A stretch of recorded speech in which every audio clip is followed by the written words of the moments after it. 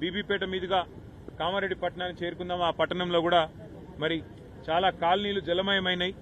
చాలా ఇండ్లలోకి మొదటి అంతస్తు పైకి కూడా నీళ్లు వచ్చినాయని చెప్పి శ్రీగాధం మీద నుంచి పోదామని అనుకుంటే ఇక్కడ కూడా దోమకొండ చెరువు తెగిపోయి ఈ రాకపోకలు ఇటువైపు నుంచి కూడా మొత్తం స్తంభించిపోయిన పరిస్థితి. అంటే దాదాపుగా ఇవాళ కామారెడ్డి పట్టణానికి ఆకాశ మార్గం ద్వారా తప్ప రోడ్డు మార్గం ద్వారా పోయే పరిస్థితి ఈరోజు ఈ నిమిషానికి లేదు. అంత ఉధృతంగా ఒకవైపు పలంచవాగు, మరొకవైపు కుడలివాగు, ఇంకోవైపు మానేరు, మొత్తంగా చాలా పెద్ద ఎత్తున ఈ వరదల విపత్తు ఇవాళ రాష్ట్రానికి వచ్చింది.